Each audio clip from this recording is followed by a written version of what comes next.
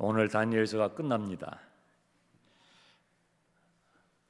다니엘서는 구약과 신약을 연결하는 책이에요. 구약의 끝부분, 이스라엘 백성들이 바벨론 포로로 끌려가서 70년 동안 포로 생활하고 돌아온 이후에 에스라와 느헤미야와 학개, 스가랴, 말라기에 이르기까지 구약의 끝부분인데, 그 구약의 끝부분에서 그 다음에 마태복음 신약으로 이어지는 그 말라기와 마태복음 사이가 약 400년의 비어있는 시간이 있어요. 그것을 중간기라고 하는데, 이 말라기와 마태복음 사이에 비어있는 이 400년의 이 중간기에 어떤 일들이 있었는지, 어떤 제국들의 흥망성쇠가 있었고 어떤 일들이 일어날 것인지에 대한 예언이 다니엘서에 돼 있어요. 다니엘서는 구약의 끝부분과 신약의 맨 앞을 연결시키는 책일 뿐만 아니라 신약의 맨 마지막 책인 요한계시록까지 연결시키는 책이에요. 그래서 다니엘서를 이해하는 것이 요한계시록을 이해하는 배경이 되고, 또 요한계시록을 이해할 때 다니엘서를 꼭 먼저 이해해야만이 되는 책이 바로 다니엘서예요. 자, 1절, 그때에 내 민족을 호위하는 큰 군주 미가엘이 일어날 것이요 또 환란이 있으리니 이는 개국 이래로 그때까지 없던 환란일 것이며 그때에 내 백성 중 책에 기록된 모든 자가 구원을 받을 것이라. 미가엘은 전쟁을 수행하는 한 천상에서 전쟁을 수행할 때 하나님의 편에 서 있는 이 천사장 군주 미가엘이에요. 큰 전쟁이 있을 거라는 것이, 미가엘이 등장하는 것은 큰 전쟁이 있을 거라는 거예요. 그리고 그 전쟁은 큰 환란, 이스라엘이 개국 이래에 예전에 없었던 큰 환란으로 이어지고, 그런데 그 큰 환란은 환란으로 끝나는 것이 아니라 엄청난 구원을 만들어낼 것입니다. 그래서 지금은 많은 환란이 일어나고, 하지만 그것이 환란으로 끝나는 것이 아니라 그것은 반드시 큰 구원의 역사로 이어질 것이라는 내용인 것입니다. 이 구원은 2절에 땅의 티끌 가운데서 자는 자 중에서 많은 사람이 깨어나 영생을 받는 자도 있겠고 수치를 당하여서 영원히 부끄러움을 당할 자도 있을 것이며, 부활을 의미하죠. 큰 환란이 있지만 그 환란을 통해서 성도의 구원은 완성이 된다. 우리의 구원이 완성이 될 것입니다. 환란 가운데에 고난을 당하다가 죽은 사람도 많겠죠. 많죠. 이미 많죠. 순교하신 분도 있고 옥중에 갇혀서 돌아가신 분도 있고 많죠. 또 앞으로 개국 이래에 없었던 유사일에 큰 환란이 일어날 때 얼마나 그 믿음을 지키면서 믿음을 지키다가 순교를 하는 분들이 많겠습니까? 그런데 그 죽음 가운데서 먼지가 되어 있는 그 시신일지라도 주님께서 일으키셔서 부활시키셔서 어떤 이들은, 많은 사람들은 깨어나 영생, 영원한 생명을 얻게 될 것이요 또 어떤 이는 일어나서 영원한 부끄러움 가운데 떨어질 것이다. 그러니까 영생과 영벌이에요. 주님께서 부활을 말씀하실 때 생명의 부활로 나오는 사람이 있고 심판의 부활로 나오는 사람도 있다고 그랬잖아요. 그 말씀을 하시는 거예요. 큰 환란이 있을 거예요. 이 팬데믹은 그런 아주 중요한 사인이에요. 하나님의 아주 중요한 시기로 지금 우리들이 들어가고 있다라는 사인이거든요. 앞으로는 수많은 환난, 예전보다도 더 강한 강도 높은 환난들이 닥치게 될 텐데 성경은 뭐라고 그래요? 두려워하지 말라는 거죠. 그것이 우리의 구원을 완성할 것이다. 비록 우리가 지진이 나서 죽을 수도 있죠. 사고가 나서 죽을 수 있죠. 박해를 받고 순교를 당할 수도 있죠. 많은 죽음의 양상들이 있겠지만 두려워하지 말라는 거예요. 티끌 가운데서 깨어 수많은 사람들이 일어나 영생을 취하게 될 것이요, 또 어떤 이들은 부끄러운 벌을 수치 가운데에 놓이게 될 것이라는 것을 말씀하는 거예요. 3절, 지혜 있는 자는, 여기서 지혜는 무엇이에요? 이 마지막이 있다라는 것을 아는 사람, 이 역사의 끝, 종말, 하나님의 심판대 앞에 서서 어떤 사람은 영생을 얻고 어떤 사람은 영벌을 받을 거라고 하는 이것을 아는 사람이 지혜 있는 자예요. 이 지혜 있는 자는 많은 사람들을 옳은 대로 돌아오게 해요. 하나님께로 돌아오도록, 자기 자신뿐만 아니라 종말이 있음을 아는 사람, 주님의 심판이 있음을 아는 사람, 영생과 영벌이 있음을 아는 사람, 이 사람은 많은 사람을 옳은 대로 인도하게 될 거라는 거예요. 그리고 그 사람은요, 하늘의 별처럼 빛나게 될 거예요. 여러분, 전도 많이 하세요? 전도 많이 하세요. 이단들이 전도 열심히 하잖아요. 그 이단들은 전도해봤자 헛것이에요.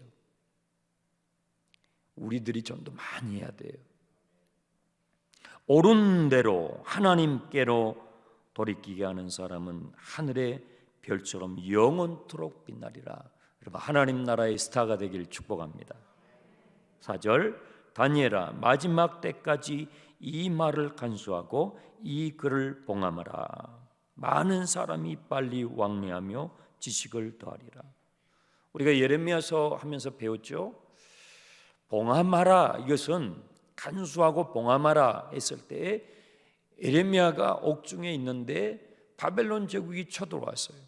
그런데 하나님께서 아나돗의 고향 땅을 사라는 거예요.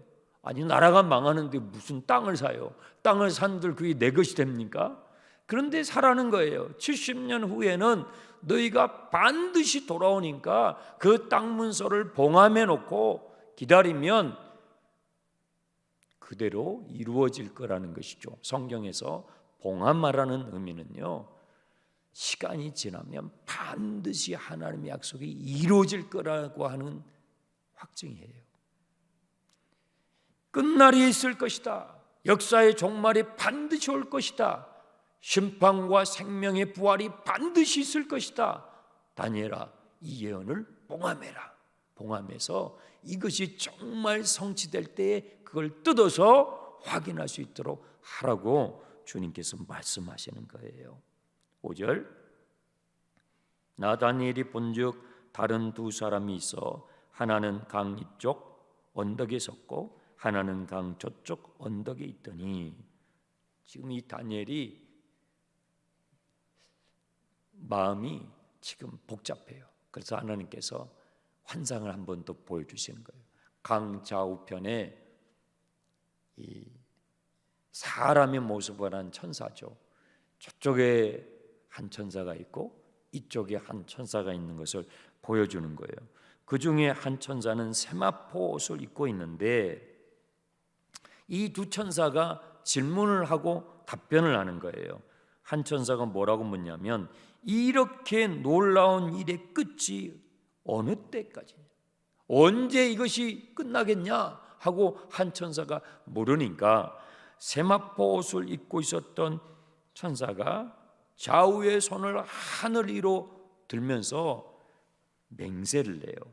영원히 살아계신 하나님을 가리켜 맹세하면서 7절에 뭐라고 하냐면, 반드시 한 때와 두 때와 반 때를 지나서 성도의 권세가 다 깨지기까지이니, 그렇게 되면 이 모든 예언이 다 성취될 것이다.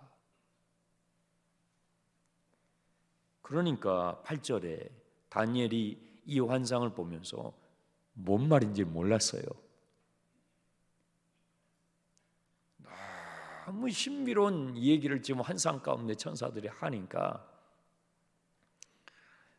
잘 정리가 안 된 거예요. 자, 화면을 띄워주시기 바랍니다.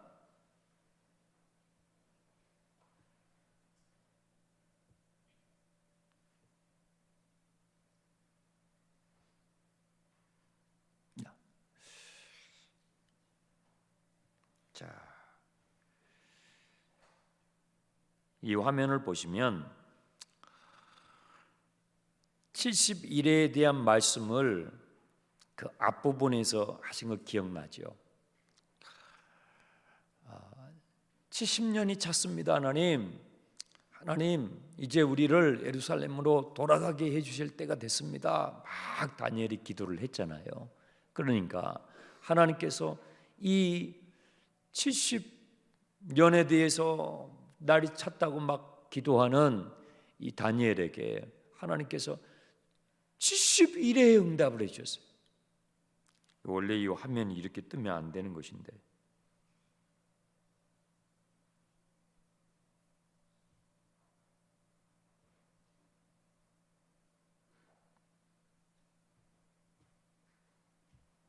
네, 이렇게 떠야 돼요.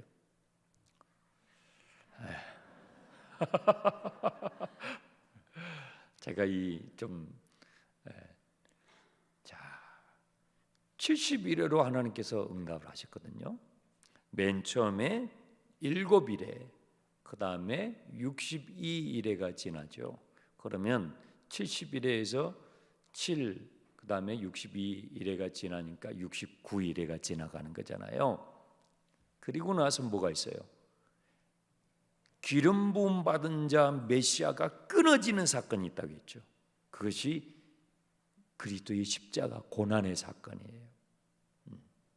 그러면 몇 일회가 남아요? 한 일회가 남아요. 한 일회가 남아요. 이 한 일회가 요한계시록에 관한 내용이라고 그랬죠. 그런데 오늘 7절에 보시면 천사들이 막 대화를 하는 거예요. 이렇게 놀라운 일의 끝이 언제 이게 다 끝나느냐 하니까 세마포를 입고 있었던 천사가 하는 말이 성도의 권세가 다 깨지기까지 반드시 한 때와 두 때와 반 때를 지나서 성도의 권세가 다 깨지기까지 할 텐데 그 후에는 이 모든 것이 다 끝나게 될 것이다. 한 때와 두 때와 반 때.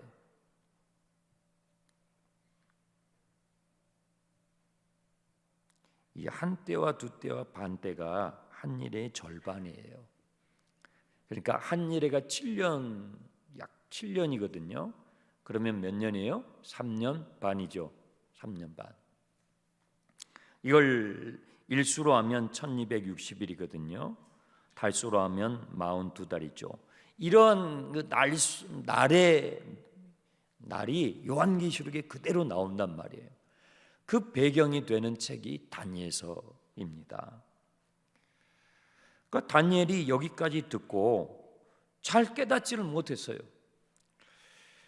알 듯 하는데 앞에서 하나님께서 가르쳐 주신 거하고 이 제대로 이렇게 매치가 잘 안 됐던 거죠.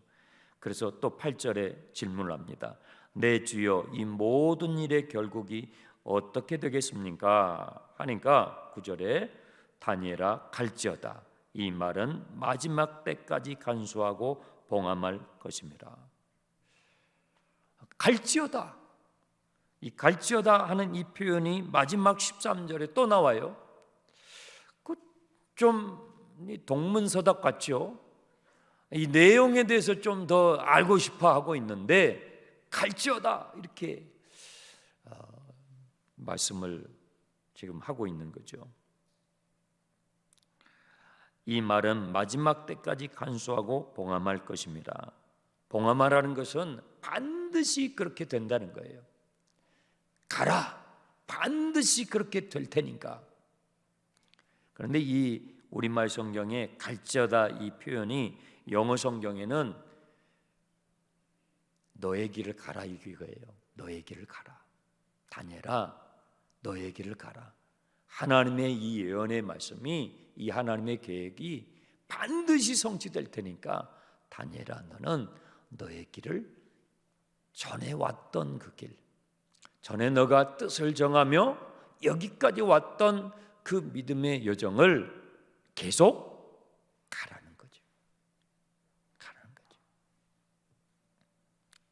10절, 많은 사람이 연단을 받아 스스로 정결하게 하며 희귀할 것이나 악한 사람은 악을 행하리니 악한 자는 아무것도 깨닫지 못하되 오직 지혜 있는 자는 깨달으리라.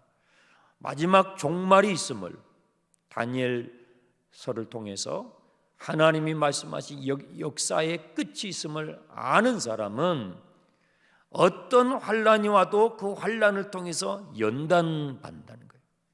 연단이라는 것은요, 그 시련을 통해서 넘어져 버리는 것이 아니라 그 시련을 겪지만 시련을 통해서 정결하게 되는 거예요. 더 믿음이 아름답게 다듬어진다는 거예요. 그런데 이 마지막 때에 대한 이 예언의 말씀을 받아들이지 않고 인정하지 않게 되면 그 사람은요, 악을 행해요. 그냥 사는 거예요. 자기 뜻대로 사는 거예요. 악한 사람은 악을 행하리니 악한 자는 아무것도 깨닫지 못하되 오직 지혜 있는 자는 깨달으니. 이 지혜는 세상이 말하는 인류대학에 가는 그런 지혜가 아니에요. 이 하나님의 말씀이 내게 믿어지는 거예요. 아, 역사의 끝이 진짜 있구나. 주님의 심판대 앞에 서는 거구나. 영생과 영벌이 있는 거구나. 내가 환난을 당해서 비록 사망할지라도 그 사망 가운데서 나를 다시 부활시키셔서 주님의 심판대 앞에서 영생과 영벌을 받는 것이구나. 이것이 하나님의 계획이구나. 영원한 구원이 있구나. 이것이 믿어지는 사람은요, 시련과 환난 가운데서 연단을 받아요. 그 믿음을 포기하지 않아요. 그리고 자기의 길을 가는 거예요. 믿음의 길을 가는 거예요. 무슨 일이 일어나도, 어떤 일이 일어나도 뜻을 정한 이 다니엘처럼 가는 거예요. 네. 11절, 매일 드리는 제사를 배하며 멸망하게 할 가증한 것을 세울 때부터 1290일을 지낼 것이요. 네, 여기 1290일 나오죠. 기다려서 1335일까지 이르는 그 사람은 복이 있으리라. 1335일. 이 약 한 달 보름인데 이 시점에서 주님의 재림이 있을 것인데, 요한계시록에 보면 주님의 재림 이후에 계시록 19장에 주님이 재림하시거든요. 주님이 재림하신 이후에 뒤에 또 스토리가 있어요. 주님의 재림으로 모든 게 다 아는 게 아니라 요한계시록에 보면 19장에서 주님이 재림하셔요. 그런데 20장, 21장, 22장까지 있거든요.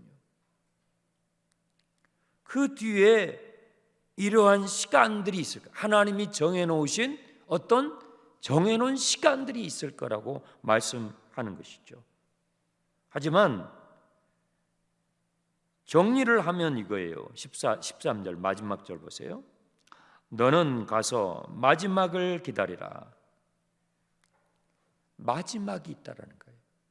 구체적으로 1290일 요 30일 어간에, 그 다음에 1335일 또 15일이 더 지난 이 어간에 어떤 일들이 있을 거냐는 데서는 다니엘서는 말씀 안 해요. 말씀하지 않아요. 하지만 분명한 것은 그리스도의 재림을 통해서 역사의 끝이 온다라는 거죠. 그 마지막이 올 것이다라는 것이죠. 너는 가서 그 마지막을 기다리라. 이는 내가 평안히 쉬고 끝날에는 내 몫을 누릴 것임이라. 이 13절에 너는 가서, 또 나오죠. 9절에서 갈지어다. 가라는 말이에요. 너는 이제 이 마지막에 대한 이 하나님의 예언을, 이 하나님의 계획을 확실히 믿고, 봉하마라는 것은 반드시 이루어진다는 것이죠. 확실히 믿고 너가 뜻을 정하며 이 낯선 땅에서 살아왔던 것처럼 앞으로도 너의 믿음의 여정을 어떤 상황 가운데서 흔들리지 않고 포기하지 말고 그 믿음의 여정의 길을 가라는 것입니다. 여러분, 담임 목사가 3대든 4대든 5대든 바뀌어도 그런 거에 상관없이 여러분의 믿음의 여정을 묵묵히 걸어가세요. 그것이 다니엘서의 결론이에요. 주님의 이 구원의 완성이 반드시 있을 것이기 때문에 너는 지체할 것도 없이, 너는 흔들리지 말고 너의 믿음의 여정을, 사람을 바라보지 말고 상황에 흔들리지 말고 주님의 말씀에 너의 삶을 걸고 뜻을 정했던 것처럼, 1장에서 뜻을 정했던 것처럼 마지막 12장 마지막 9절에 너는 그와 같이 계속 믿음의 길을 가라는 거예요. 그것이 다니엘서의 결론이에요. 자, 여기 화면을 다시 보여주세요. 지금 우리는 이 어간 어디인가 있는데요, 주님의 십자가와 마지막 한 일의 이 사이에 우리가 있는데, 이 시기는 어떤 시기냐면 누가복음 21장을 보세요.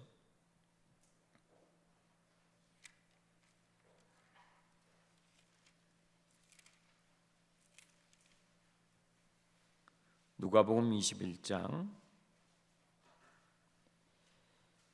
24절.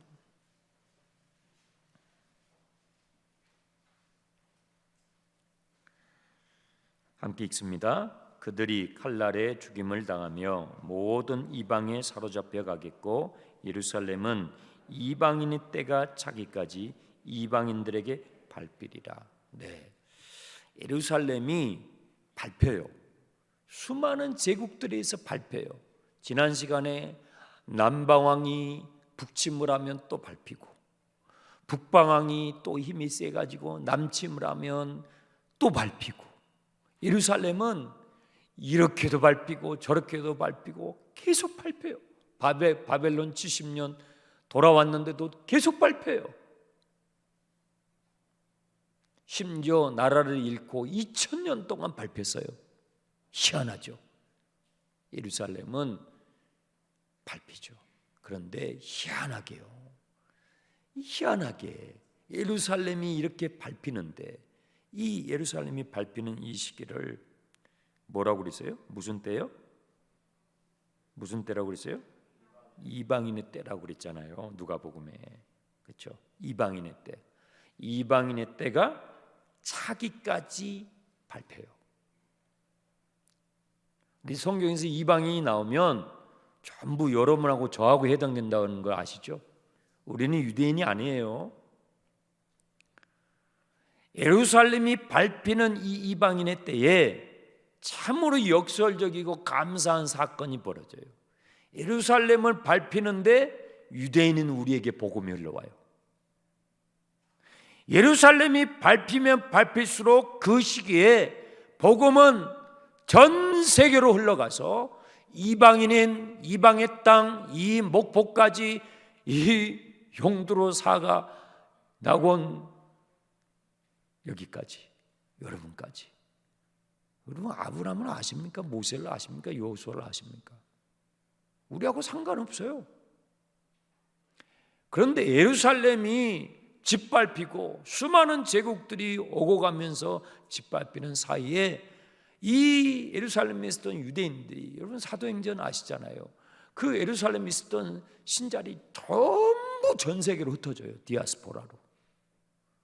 그래서 그분들이 미국에도 가고 중국에도 가고 유럽에도 가고 남미도 가고 아프리카도 가고 아시아도 오고 그래가지고 이 하나님 나라의 복음을 이방인인 우리에게 다 전해줬어요.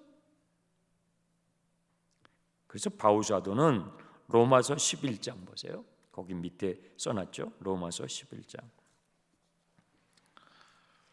이 로마서에서 본론이 해당되는 부분이 이 9장, 10장, 11장이거든요. 9장, 10장, 11장이 로마서의 본론인데 이 부분은 유대인인 이스라엘 사람들이 짓밟힘으로 말미암아 이방인된 저와 여러분의 구원받는 숫자가 충만하게 될 거라는 예언이에요. 그래서 구약 성경에 그렇게 이스라엘 백성들이 밟히는 거예요. 그래서 우리는요 이스라엘 사람들에게 고마워해야 돼요. 그분들이 많이 밟혀가지고 복음이 여기까지 온 거예요. 목포 땅까지 저 섬의 구석구석까지.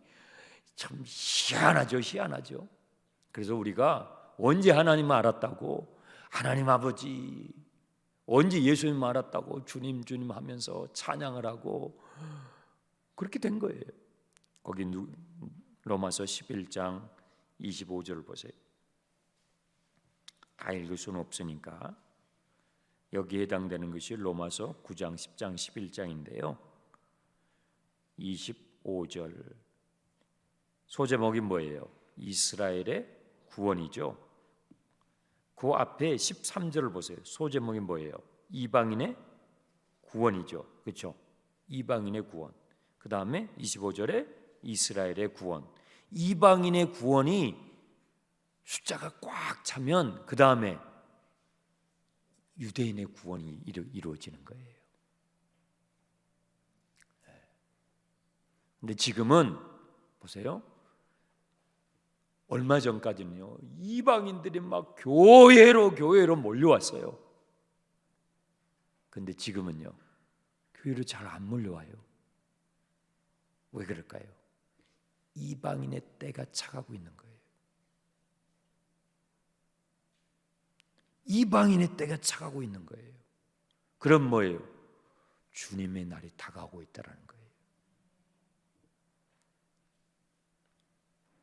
예전에는요 전도가 쉬웠어요. 어려운 사람도 있었지만 근데 지금은요 전도가 어려워요. 왜요? 이방인의 때가 차가고 있는 거예요. 이방인의 구원받은 수가 차가고 있는 거예요. 자 11장 25절 형제들아 너희가 스스로 지있다면서 이 신비라고 번역이 되어 있는데 영어 성경에는 미스테리예요. 이게 너무 미스테리라는 거예요. 예루살렘이 짓밟히는데 유대인들이 짓밟히는데 이방인의 우리가 구원을 받는 거예요. 이 미스테리잖아요. 바울 사도는 너무너무 하나님 앞에 이것 때문에 고민했어요. 주님 내 골육 친척을 구원해 주옵소서. 구원해 주옵소서. 저는 이방인의 사도로 부름받았는데 왜 우리 조국 우리 유대인들은 저렇게 짓밟힙니까? 근데 나중에 성령께서 바울 사도에게 로마서 9장, 10장, 11장을 알게 해주신 거예요. 자 보세요. 이 신비를 너희가 모르기를 내가 원치 아니하노니 이 신비는 이 미스테리는 이방인의 충만한 수가 들어오기까지 이스라엘 유대인의 더러 두둔하게 될 것이라는 신비함. 참 희한해요. 그래서 예수님도 유대인이고요, 바울 사도도 유대인이고요, 아브라함도 유대인이고 모세도 유대인인데요. 예루살렘에 가면 십자가가 별로 안 보여요. 그런데 한국 사람들은 유대인도 아니고 무슨 아브라함을 만나본 적도 없고 무슨 헬라어 글자 하나도 몰라요. 우리는 거의 몰라요. 그렇죠? 그런데 왜 십자가 이렇게 많아요? 이해가 안 되는 거예요. 이해가 안 되는 거예요. 그것은 이 신비는 이방인의 충만한 수가 들어오기까지 이스라엘은요 우둔한 시간을 보내게 돼 있어요. 그러다가 26절 보세요. 그리하여, 그걸로 끝나는 게 아니에요. 그리하여 온 이스라엘은 구원을 받으리라. 기록된 바 구원자가 시온에서 오사 야곱에게서 경건하지 않는 것을 돌이키셨고 내가 그들의 죄를 없이 할 때에 그들에게 이루어질 내 언약이 이것이라 함과 같으니라.